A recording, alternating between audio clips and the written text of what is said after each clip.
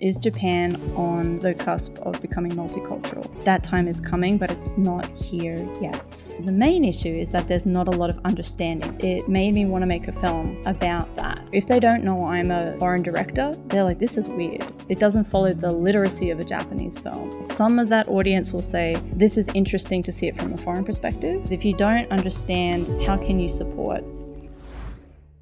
Hey there, and thank you for tuning in. We're excited to bring you another great conversation today. If you like the show and want to support us, please hit the subscribe button so we can keep bringing you great content week after week. And if you're feeling extra generous, give this video a like and share your thoughts and comments down below. Thank you so much. And now, let's get into it.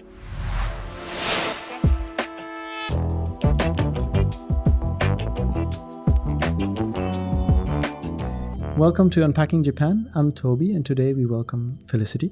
Thank you for coming. Thank you so much for having me. You're a filmmaker based here in Kyoto, and you've done quite a lot of work. You've done featured films, now available on Amazon Prime, and you've done a lot of documentary films as well that can be viewed on YouTube and also other platforms. Thank you for coming today. We're going to dive into your experience as a filmmaker here and the topics also you deal with, which are kind of very focused on the concepts of identity and social perceptions here in Japan. But like all guests, I'm curious about what brought you to Japan in the first place. Why are you here? So I started learning Japanese from 10 years old, which is, I think, unusual today. But when I was a kid in Australia, they had Japanese in year 5. So I fell in love with Japanese through school. Luckily, I had great teachers. I had teachers that had lived in Japan who painted the country as this mysterious place, this place that was completely different from Australia. And as I got into my teenage years and went to university, still studying Japanese, that's what I wanted. I wanted something that was so different from my day-to-day existence. And when I graduated, I went to Cairns, and at that time, there was still a lot of Japanese tourists in Cairns. And there was a big eikaiwa company at the time called GEOS. They were recruiting in Cairns. I got the job, and it's kind of funny to think back now, but I did not make a very good impression on the recruiter because I was so Australian. I was like this 21-year-old Australian from Queensland, which is kind of the rough part of Australia. And at one point during our interview, I kick off my shoes, I pull my foot up onto the chair, and she just looks at me and she's like, you do not do that in Japan. You do not do that in front of the mothers. And I'm like, I get off I get the job, I call my mom, and I'm like, I think I need to go to finishing school before I go to Japan because I'm not polite enough. But luckily, when I actually came to Japan, I first lived in Wakayama, which I feel is a very Australian part of Japan. It's very laid back. The people are super friendly, beautiful beaches, and I fit into Wakayama maybe better than I would have in Tokyo. So which area of Wakayama? Wakayama City. Okay. And yeah, at that time there were a lot of teachers. There were Nova teachers because Nova still existed at that point. And within 2 weeks I had my crew, I had all my friends, and it was just a wonderful first experience in Japan. You've been learning Japanese from a very young age and kind of as dreaming of that country. Do you remember the first time you actually came and got to experience it and set foot here in Japan? Yeah, I remember my New Zealand trainer meeting us at Kansai Airport and taking me to my very tiny apartment, which was, one room. It was Leo Palace. It had like a loft, and I remember all of the vending machines. I think that first month I focused a lot on the food and the vending machines and just the differences between Australia and Japan, but through that very relatable way of like something tangible rather than the culture. That was too overwhelming at that point. But, you can go up to a Jido Hanbaiki and you can see all the different drinks. That's something you can engage with. So yeah, it was a good first experience. I, again, wasn't a very good teacher. It took me about 6 months before I got the hang of teaching English, but I had a great, manager and I had a great trainer. So it kind of, I was I was looked after at the beginning. It's one thing to be a native speaker. It's another thing to kind of teach and Right. explain the rules Right. and get people to practice and do their exercise, do their homework, Yes. and kind of actually improve in the language. Exactly. In GEOS, you were teaching 2-year-olds to 12-year-olds, and that's a huge developmental difference. And 2-year-olds, they're not doing anything. They're sitting on mum's lap as you're cavorting around singing ABC. 12-year-olds, they don't want to be there. So they're kind of lying across the table. And you have to think of all these ways to engage them. And it can't just be the book. It has to be games. It has to be fun. So yeah, it took a long time to get into that. So I can imagine for you at that time already, you're like, well, I like being here in Japan. Teaching is not really what I want to be doing here. And did you kind of think of how to get out of teaching? Did you have any plans or? Actually, it was the opposite. Both my parents are teachers. And I have a vivid memory when I was about 10, where I was like, I hate school. Why would anyone ever be a teacher? And so I didn't study education. I studied Japanese and English literature. I came to Japan as a teacher because that was the only way you could do it. And then after that first difficult 6 months and I got the hang of it, I went, this is actually pretty fun. I like this. And later on, I went on to get my teaching degree, and I've been a teacher up until last year, up until 2023. Wow. I was an educator. And then at the same time, I was doing filmmaking. And as I started to burn out from teaching, because teaching is a very emotional, tiring job, I had the skills to move into filmmaking. And now that's my job. So where did the interest for filmmaking come from? Did it start here in Japan?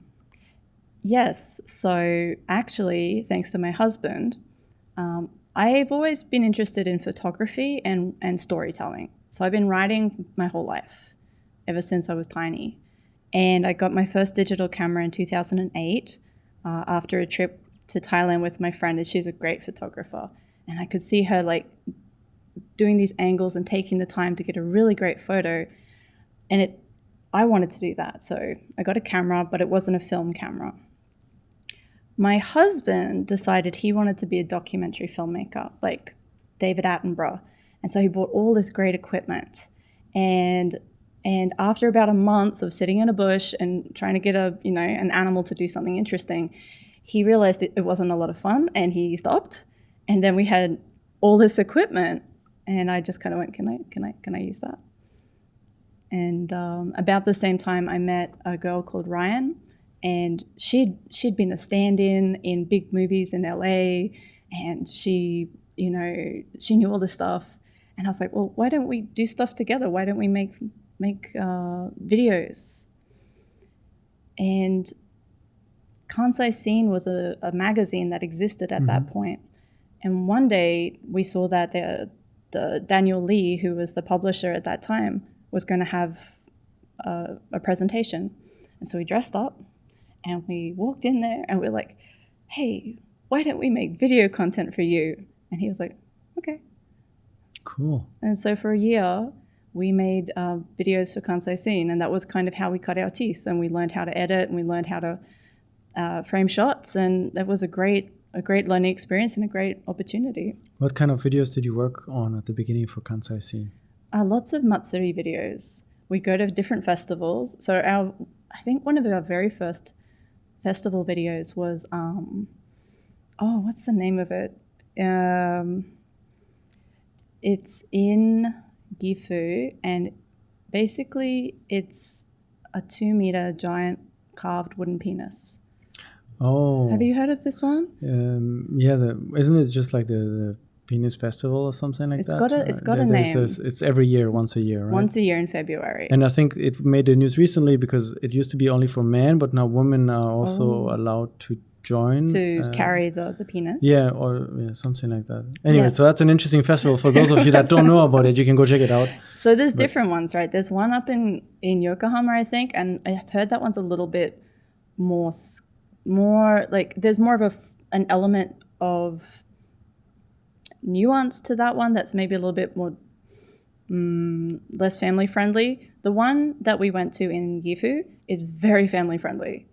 Even though you can buy like chocolate coated bananas and like lollipops and stuff. Even though there's a lot of like penises, it's about fertility. It's about let's have families. It's not dirty. Fertility festival. It's a fertility festival, like exactly. So that was one of the festivals that we went along to, and we had a lot of fun making that video. And we went to the Kishiwara Danjiri Matsuri in Osaka, which is one of the 3 most dangerous festivals in Japan. Dangerous? Yeah. Because they ride on top of the floats as they careen around the streets. They're like surfers. They balance on top as they go around the corner. And it's really exciting, but it's really dangerous. Okay, I'll have to check. I think I missed that one. You've missed? Yeah. Kishiwara's great. And then Sagicho Matsuri, which is in Omihachiman up in Shiga. Yeah. That's one of the 3 as well, because they build these massive floats, very detailed, ornate floats out of very flammable materials. And then at the end of the ceremony, they light them on fire and they drink a lot and they dance around these floats as they burst into flame. And that's why it's very dangerous, because alcohol and fire do not mix. Yeah, usually not so well. Not so good, yeah. So you get your hands on making some first few videos, working for Kansai Scene, traveling around, making basically mini documentaries in a way, kind of reports on various events here in Japan. Is that also about the time when you started your YouTube channel, Where Next Japan, where you started showcasing also more like travel-related videos? Exactly. That was the start of Where Next Japan. So we made the videos for Kansai Scene, and we made this little dorky video called Mansions, where Ryan showed off her Leo palace and she pretended to be shocked because the word mansion in English has this nuance of luxury, and then you see your mansion and it's this tiny one room. So we made stuff like that. We just had a lot of fun because we have a very similar sense of humor. We want to keep it lighthearted, but we also want to, educate. We want to show people what Japan is and what kind of adventures you can have here. What was a point in time when you kind of started thinking like, I want to produce something that's a bit more complex, like a proper, maybe long format documentary? That's a great question. The first one I made was Third Culture Kids. So I was living in Nara at the time, and I had some very good friends who were born and raised in Japan, but their parents are from Wisconsin, so Caucasian. And they expressed to me this sense of feeling like they didn't belong because they didn't go to Japanese school either. And they had this complex relationship with Japan.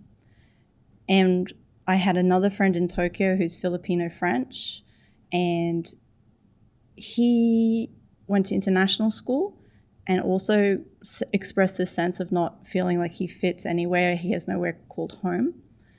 There was a little girl whose parents were military, so I guess maybe the more typical third culture kid are military children.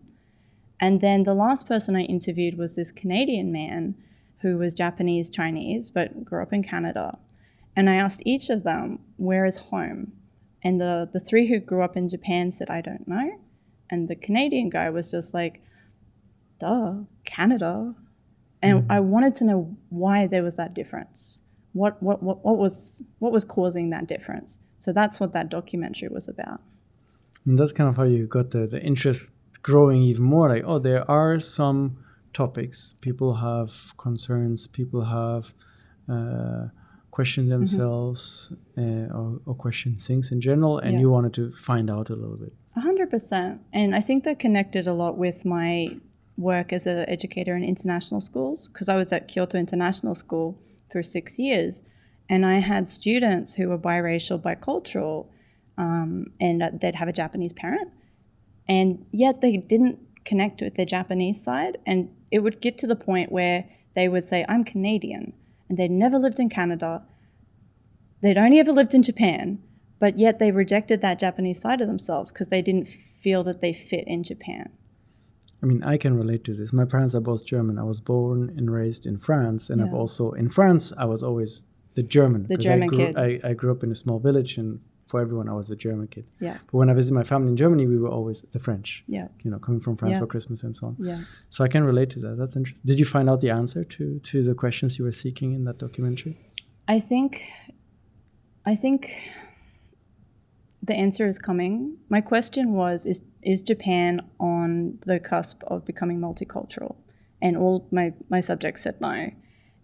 And I think that time is coming, but it's not here yet. And I think until Japan becomes a country where people can see themselves within the culture, the question of where is home will always be difficult for third culture kids.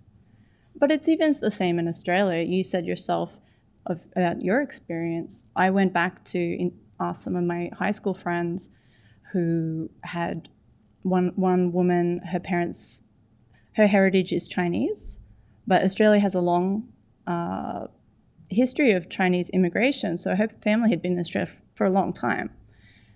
And she's a doctor now, and she told me that people will come in, they'll see her, and they'll say to the nurse, does she speak English? And she has the strongest Aussie accent, and she has to put up with that kind of stuff. For her, it affects her, but it doesn't affect her identity, her sense of self, because she knows that she's Aussie. For another friend, her parents were from Venezuela, and so she was a first-generation Australian. She never felt Australian. And I don't know if that's still the case. I talked to her a few years ago now, but she said that she felt more like a global citizen than Australian, because she was never allowed to feel Australian. So when I look at social issues in Japan, I'm not saying that it's a Japanese only thing ever, because I've seen it reflected in my own country. So you have a question, you have this idea around identity, about home. How do you go about making a documentary? What was your process? How long did it take to kind of make this first big project for you? So the Third Culture Kids one was one of my very first ones. So it was me simply reaching out to a couple of friends and saying, do you have time? And I'd sit them down somewhere, and it's not beautiful. There's no nice lighting. The sound's probably not that great. So it was very ad hoc.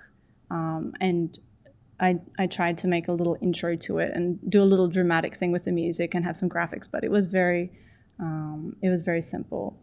I think the bigger one was when I did Impossible to Imagine, which is a feature film, and it's romance drama. It's not a documentary at all, but it was very much looking at identity through its main characters, one of whom is a very traditional Kyoto woman who inhabits this very traditional world, but she's experiencing sudden change that she has to confront. And the other character is biracial, grew up in Japan, but also spent some time overseas in his paternal home country, and doesn't feel at home anywhere because he's been told to go home from both countries. So that film, really, I wanted to look at identity, and I didn't want to have an answer in that film. I just wanted to ask a lot of questions. So this is now a proper feature film available on streaming platforms like Amazon Prime, so people can go watch it. Impossible to Imagine. They can. So for this bigger production, I can imagine you did not just simply reach out to people to sit down and film. You had to kind of make out a proper script and develop your characters a little bit, because suddenly it was more about a narrative, a story that was crafted by you to express those questions, right? Yes and no. It was still a little bit more random than perhaps it should be. And I had some very good advice from a friend who had already made his feature. And he said, Felicity, don't do it in a week. Don't do it in 2 weeks. Do it over a year. Do it once a month. Space it out. Take your time. And that's how we shot it. And it was a very relaxed and enjoyable experience because of that.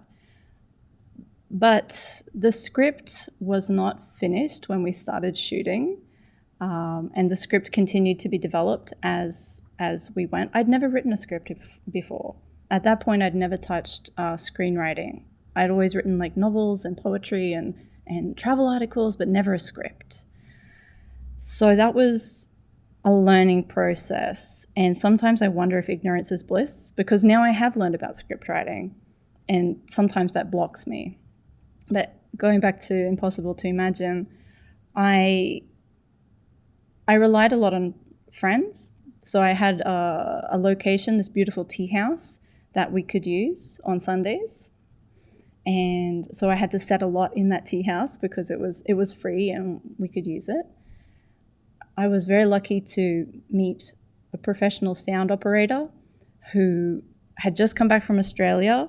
He'd studied film in Australia, just come back, and I was actually looking for somebody to help me tie the wedding obi, the wedding kimono for a scene. And he found me advertising for this position, and he reached out and he was just like, my grandma can do that. And by the way, I'm a sound operator. Do you need anybody? And I'm like, well, I don't have a budget. I can't pay you. And he's like, that's okay, I'll come. And so he just kind of wangled his way into the film that way. So a lot of happy accidents. It's interesting, right, how sometimes such a big project kind of comes to be contrary to expectations, where people might think, oh, all of this is pre-planned, but actually it's always a work in progress. What I'm curious about is your character, so two main characters, a Japanese person that comes from a traditional background in Kyoto, and a person who has a multicultural background. And you're exploring this for an audience that is at the same time both Japanese and foreign. Yeah. How do you navigate kind of, I guess there are two questions here. How do you navigate the creation process of this, and how do you navigate kind of the response or the interaction with the audience after? That's a great question. So the creation was very much done with the actors. So I had the script and I had the kind of idea I wanted to go for.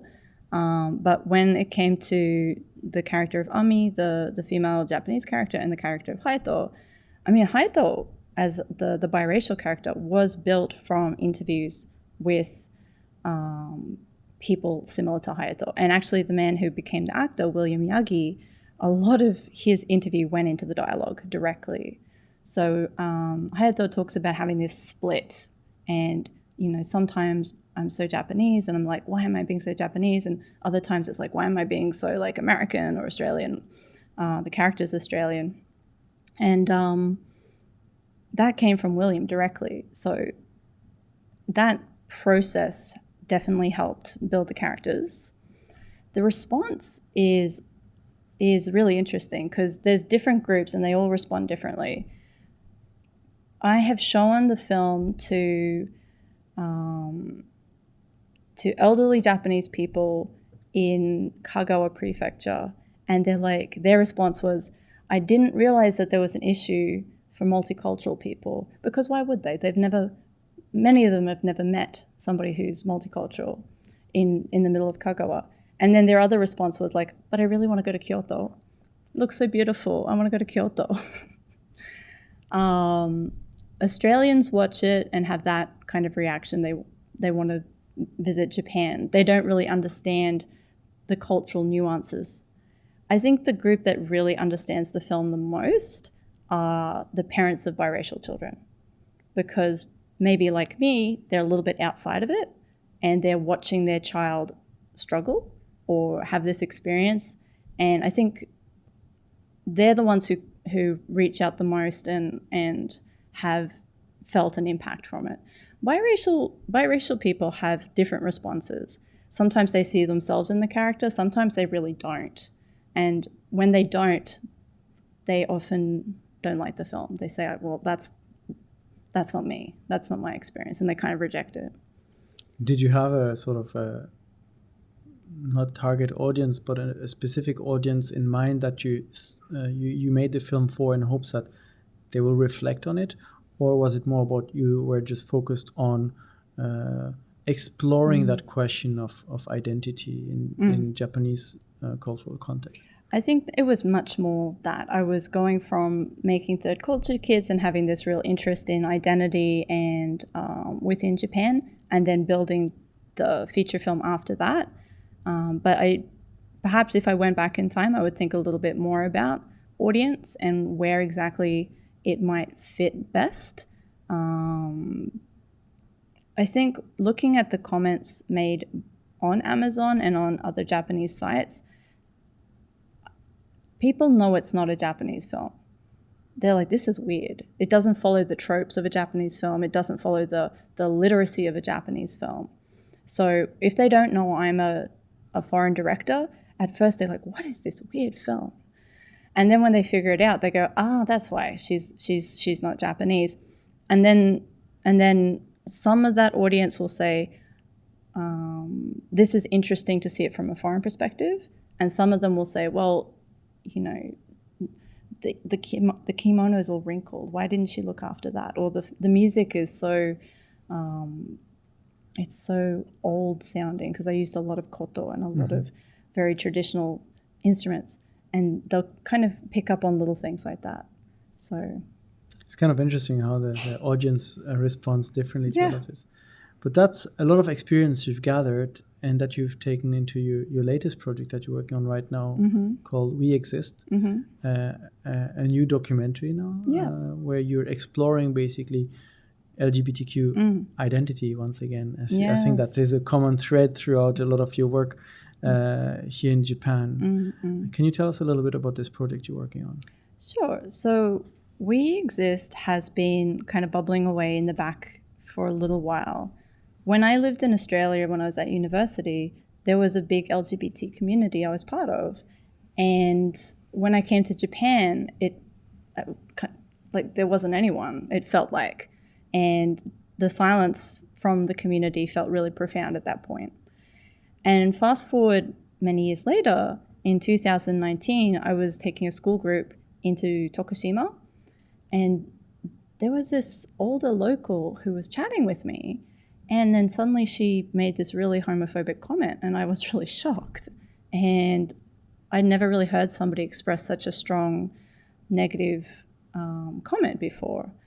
And it made me realize how difficult it must be to be LGBT in more rural parts of Japan. So I tried to start doing the documentary pre-COVID, and I didn't have the right team. And then during COVID, I met Tiffany, and Tiffany is a transgender woman. She's based in Tokyo, and she's been around living in Tokyo for 30 years. She was in the nightlife, and now she is out of the nightlife, and she's working as an advocate for the LGBT. And I was really inspired by her, and so I asked her if she'd come on board. Our goal is to share LGBT stories, or share stories about living in Japan as an LGBT person through the interviews that we do. So we go from Tokyo to different parts of Japan so that we can showcase the city and the rural parts. And yeah, that's our kind of main goal, is to keep it very positive, keep it very educational. Because as we started to do the interviews with people on the street, we realized how little people in Japan, at least the ones that we interviewed, know about LGBT. So you would go on the street of a city or a countryside area or a smaller city and ask people, are you familiar with LGBT? And people would just say, I don't know what that means. Yep, exactly. Have you ever met somebody who is LGBT? Never. Statistically, probably they have. And sometimes they would say that within the interview. Sometimes they'd say, I wonder if one of my friends might be part of the community, and if they are, I hope that they would feel comfortable talking to me. So we would get very positive messages from the people that we interviewed. Even there were these two boys we interviewed in Matsuyama City. They were middle school boys, and they didn't know what they were getting themselves into. And when they realized, they were a little bit shocked and uncomfortable. However, throughout that interview, when we said to them, could you maybe give us a message for the LGBT, the message that they gave us was so kind and so pure that it really, for me, I feel a lot of hope within Japan. I feel that there's not a lot of hostility here towards the LGBT. what I think is the main issue is that there's not a lot of understanding of the LGBT, and that has a knock-on effect. Because if you don't understand, how can you support? If you don't understand, or if you don't see other people around you who are part of the community, how can you identify yourself within that community? If you're exploring your gender identity, but there's nobody else around to talk to about it, it can be very, very alienating. So that, I think, is the big next step for Japan, is to build this understanding of the community and for the community to feel more safe. The LGBTQ community is something that's been kind of talked about a lot in, I would say, the last few years in Western countries. Mm-hmm. But as you just mentioned, in your experience, maybe not so much in Japan. Why such a discrepancy? Have you noticed anything through the interviews, through going through the process of making the documentary? I compared Japan with Australia. So when I was a kid in Queensland, being gay was like the worst thing you could be. And that was often used as a form of bullying towards people. And I've seen Australia change so much so quickly. But even in 2016, when we had our same-sex marriage debate, there was so much vitriol. There was so much anger and hatred, and it was awful. It was such an awful time for the community. And that's not that long ago, really. I feel like since Australia has enacted same-sex marriage, it's almost like a non-issue now. That's why I don't think the title "We Exist" would work in Australia, because everybody would be like, yeah, duh, we know. I think that one of the issues in Japan is that family is so important. So a lot of people, older people, say, I'm okay with LGBT as long as it's not my kid. You know, if it's their kid, then, well, who's going to have the grandkids? You know, that's such a big issue in Japan. So family acceptance means that a lot of people don't feel safe to come out. Which is an interesting point, considering the population has been decreasing heavily, not because of LGBTQ children, but many other social, economical factors. Yeah. In your documentary, you also had the opportunity to talk to someone who is in government as a transgender person. Yeah. What is the government's stance and approach to discussing the topic and kind of maybe bringing more awareness to the community? So Watanabe-san is the first transgender city councillor in Shikoku. Shikoku is a more conservative part of Japan, and she is in Matsuyama, which is very conservative. Matsuyama does not have the partnership certificate yet. 75% of Japan does, but not Matsuyama. The partnership certificate is basically a document. It doesn't really give you any extra rights, but it can be a piece of evidence that a relationship existed. For example, if you need to go to see your partner at the hospital, you need to prove that you are actually immediate family, you need that. And Watanabe-san is pushing for Matsuyama to do that, but it's difficult, it's challenging in Matsuyama. And she's been told by people within the government that she shouldn't be there. So you can imagine the uphill battle she has. In Japan in general, I think it really depends on the region, what they're doing. I live in Kyoto. Kyoto has the partnership certificate. Kyoto seems to be very positive and proactive. Shinjuku, of course, was the first place to have Shinjuku, Shibuya, Shibuya, the first place to have the partnership certificate. But I don't think the federal government is that interested in the topic, and they're quite conservative as well. So it would be nice if government changed things, but I think it's going to have to come from the courts. And the courts, there's a few different, what's the word in English? Like legislation, court cases, in action at the moment. Recently there was one where in Tokyo High Court ruled it unconstitutional, what the government is doing with not allowing same-sex marriage, hopefully that will push the government. That's interesting. So for you, going through that process of traveling around Japan with Tiffany, interviewing people, asking them questions, you've made the documentary, and have you had the opportunity to show it to some first people? What were the reactions? So we made episode 1, and we premiered it in June in Tokyo, and a lot of people in Tokyo were very positive about it because they don't know what the experience is like for people outside of the city, and they also don't know what the experience is like for Japanese LGBT. There's a lot more focus on the experience of being a foreigner, a queer foreigner, or from a from a foreign perspective. And even though Tiffany and I are both foreigners, we've tried to elevate the Japanese voices within the film as much as possible. And we have Mana Tanaka-san, who is a prominent advocate, as kind of a team member, definitely a big supporter. So we have strong Japanese elements within the documentary. So far, we've had very good positive responses.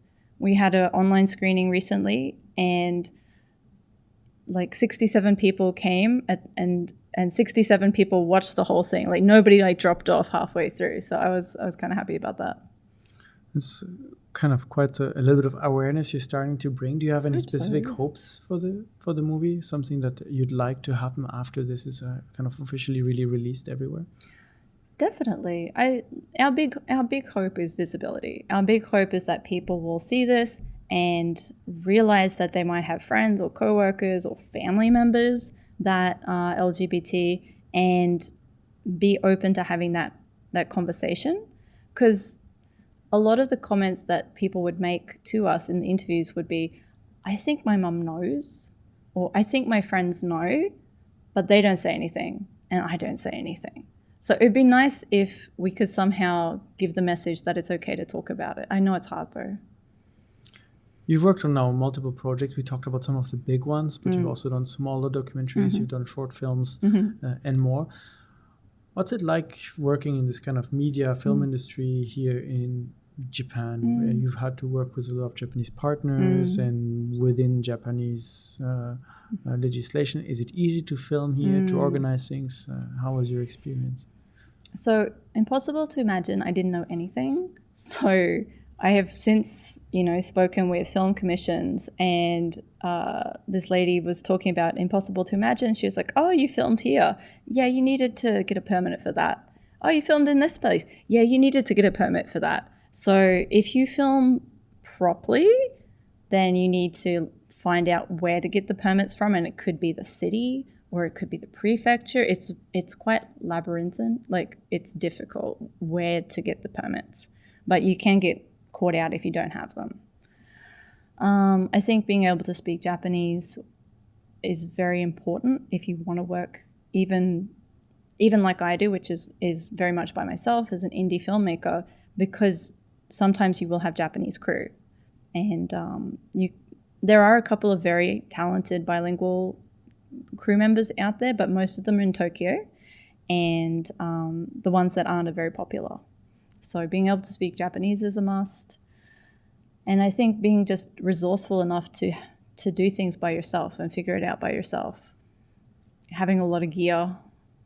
What have been some of the biggest challenges you've encountered while filming?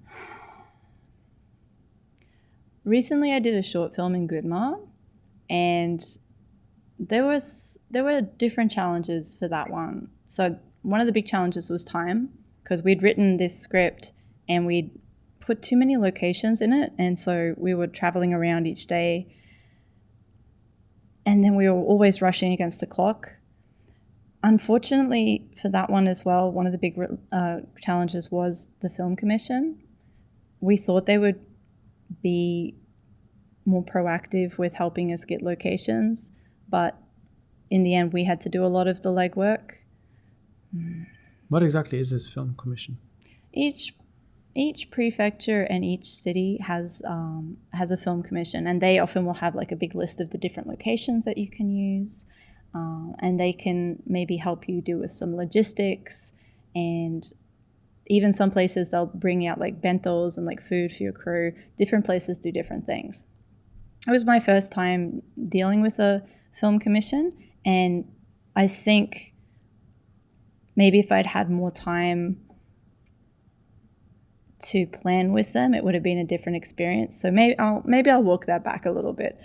We ended up doing a lot of our own planning, but perhaps if it had been structured a little bit differently, they would have been more helpful. But it does seem like working with these with locations and getting permits and so on is something that needs to be planned much in advance and coordinated, which sometimes is difficult, especially maybe as an independent filmmaker, where you do make last minute decisions and things change because someone is available, someone is not available. But if you plan something with the film commission, you need to do on that day and that location. You do. And you need to plan months in advance. And I think that would be a much better way to do it if you were capable of having all your ducks in a row with, good timing. Unfortunately, filmmaking isn't always like that. And you have to make big changes sometimes. Filmmaking's tricky. I wouldn't necessarily recommend it as a hobby. We'll get to that in a little bit. Yeah. But I'm curious because, recommending it as a job means also some people probably want to make a living out of it. Yeah. And you need to finance all those movies. You mentioned the importance of gear and paying the people that work with you. You recently run a very successful Kickstarter campaign to continue making your series. That's right, yeah. How did that work out? I have a feeling that these crowdfundings are not so popular in Japan. It's not something that people are so used to do, to just donate money for a project that may or may not actually happen. Yeah. We had the choice of going with a more Japanese Kickstarter or crowdfunding. Campfire is a Japanese website. And we decided to go with Kickstarter and make it bilingual. But I think by making that choice, we automatically kind of angled ourselves towards a more foreign audience. So I'm not really sure, to answer your question about the Japanese side, if we would have gotten more interest if we'd gone with Campfire. Kickstarters are hard. It's so hard. There were 4 of us working on it basically every day for the last, 2 months. Me, Tiffany, Narelle, who was our Kickstarter manager, and Harumi-san, who's Japanese. We brought her on to help with emails.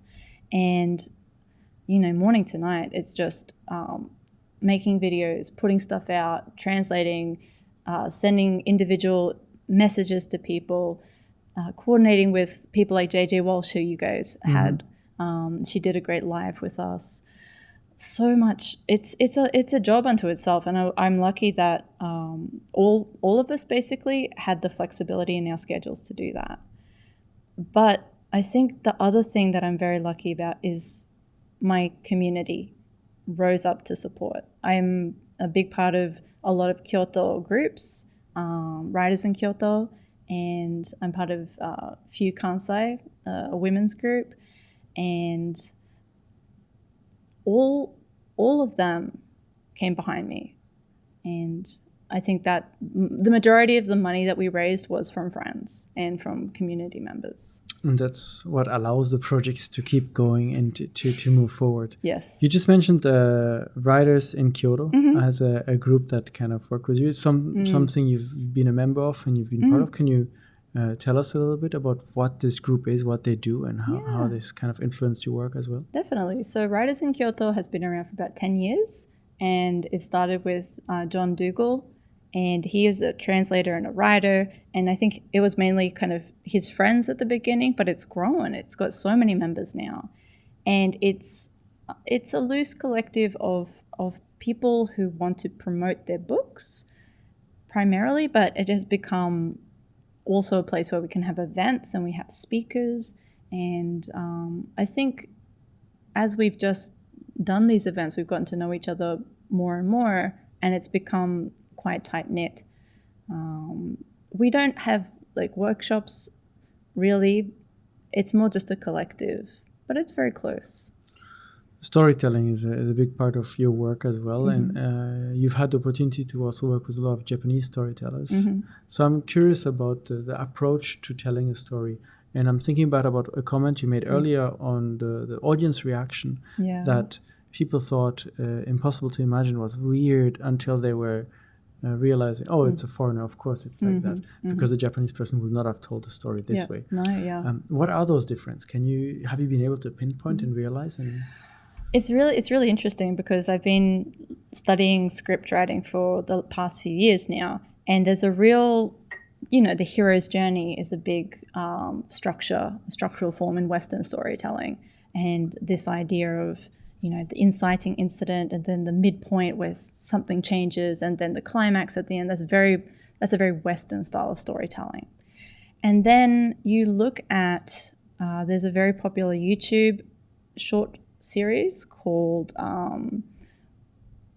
it's called Oyaji Meshi or something like that, Kyampu Oyaji Meshi, and it's all about this older guy who lives in different parts of the country in a tent, and he cooks. And there's usually a woman around his age in there, and there's this very light romantic kind of tension, and it's very calm, kind of like Terrace House or. I know the name, I never watched, but yeah. So Terrace House is a reality TV show that's very calm. It's like Big Brother, but if there weren't any fights. So Japanese storytelling is those examples. I think you can see that it's a lot more calm, and it doesn't need these kind of up and down, building up to the climax kind of style. And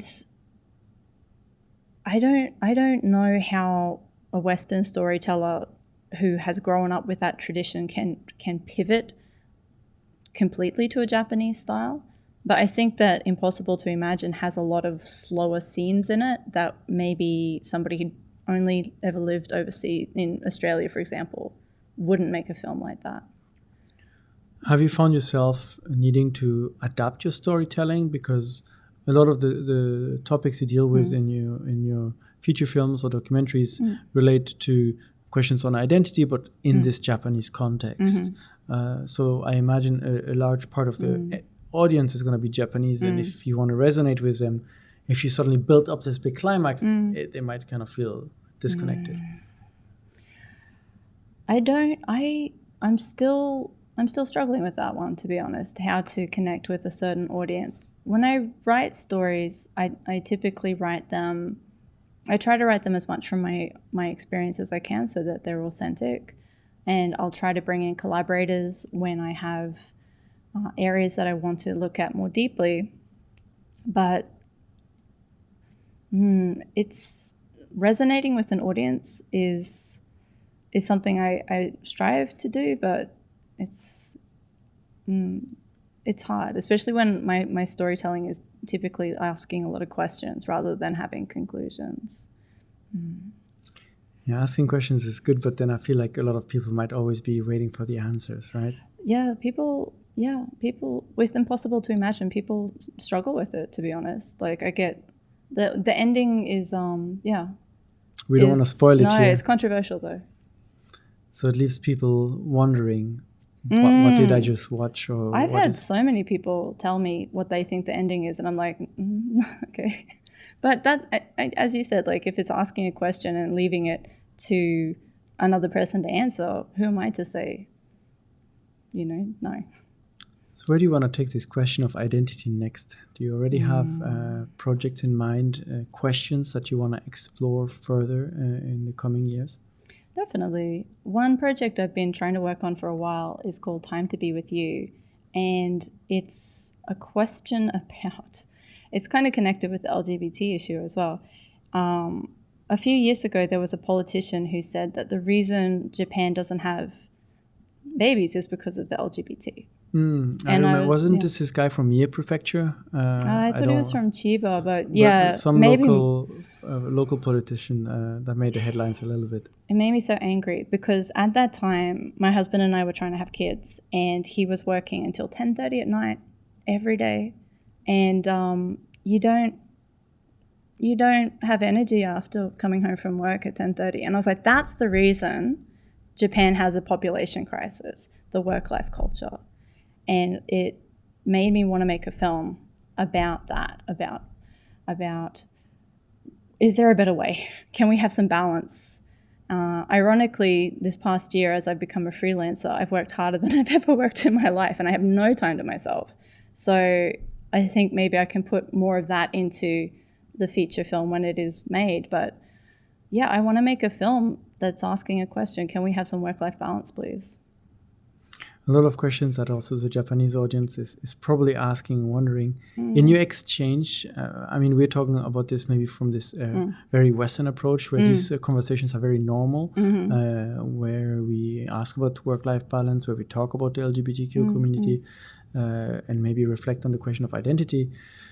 In your few years now of making all these documentaries and exchanging with Japanese, how often have you found, or rather, maybe let me rephrase, how have you found Japanese people's interactions with this? Are those questions that they ask themselves as well, but don't exchange with? Or is it more that they, I never thought about that? I think it really depends on the person. I've met so many different kinds of people. For example, my father-in-law recently donated to the Kickstarter campaign, and it started us talking about not just LGBTQ, but also the issue at the moment of women being able to have a separate name from their husbands. And that's obviously a big topic in media and in the homes at the moment. I've met people who, have never thought about it in their whole lives. But typically the people that I've talked to have been open and minded enough to want to talk about it and want to engage with it. And that might be self-selected, like the people who would talk to me would be more likely to want to talk about those kind of topics. And it doesn't matter if somebody's young or old. I've met young people who have very little idea about the LGBT, for example, and older people who are very knowledgeable and really want to get into it with you. So I don't think you can ever paint a group in general. I think that's a good lesson to learn, because oftentimes in conversations, in talking about Japan, right, in experiencing Japan, reflecting on it, it's very easy to kind of slide into that narrative of painting a certain group a certain way. Totally. But the questions are floating around, like in all your documentaries and movies. Do you feel like we got a good coverage of your experience in documentary filmmaking? Was there a topic in particular that you still have at heart that we should discuss today? No. I feel Yeah, we went through quite a few points, and you did, I was very interested in this kind of multicultural aspect, Australian perspectives on Japanese history, Japanese response. And hopefully this will all lead to ultimately more conversations and more questions. And we're looking forward to see a lot of your work. When will people be able to see We Exist? So that's a good question. We are going to be filming episode 2 this coming December, next month. And then we'll probably premiere that in June. And I would think that there would be probably a double screening.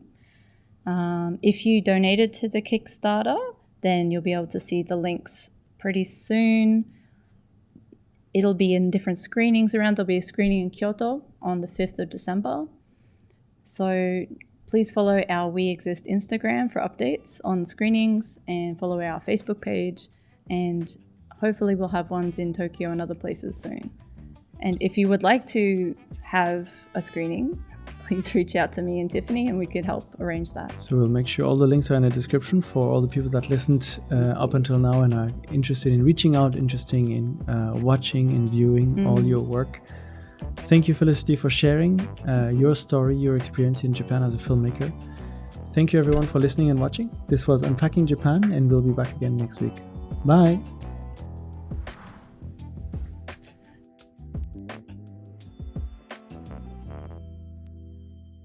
Thank you so much for joining us today. I hope you enjoyed this episode as much as I did. Please hit the subscribe button so you don't miss out on future conversations. And we'd love to hear from you. Share your thoughts in the comment section down below. And if you enjoyed this episode, here are a couple more that we think you'll enjoy. Thanks again for your support, and we'll see you next time.